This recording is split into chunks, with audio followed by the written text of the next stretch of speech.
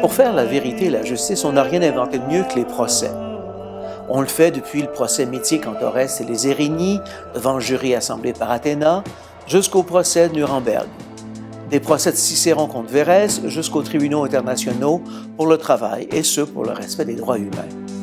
Les actes des apôtres, pour leur part, contiennent plusieurs procès intentés contre les apôtres et contre Paul.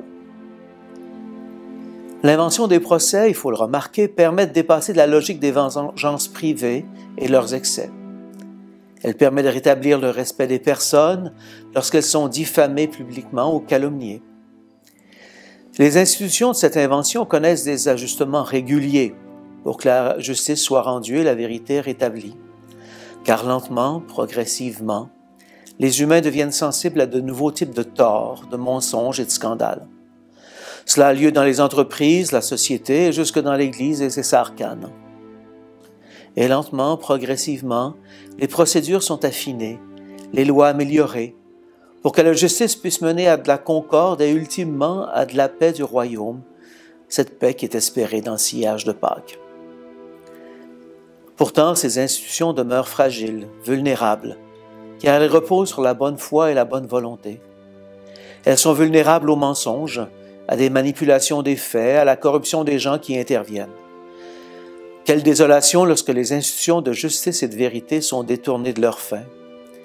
Dans ces cas, les procès et les institutions de justice deviennent des lieux d'oppression et contribuent à démultiplier les injustices. Quelle tristesse lorsque l'attente de vérité est déçue par un empilage de fausseté. Le procès intenté contre Paul à la fin des actes témoigne de ce type de désastre.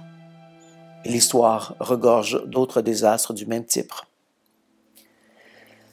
Dans la société et dans l'Église, des détournements et des défigurations des instances de justice ont eu lieu et ont lieu encore.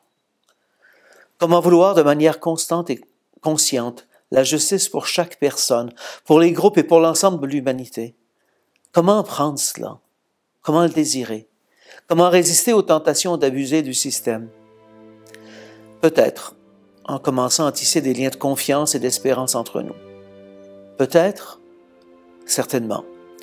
En tout le cas, le témoignage de Paul tend à faire croire qu'il vaut la peine de s'engager sur ce sentier pour que les espoirs des hommes et des femmes spoliés, violés, maltraités ne soient pas vains. Il y va de la dignité de ces personnes et de notre crédibilité en tant que baptisés dans la mort et la résurrection du Christ.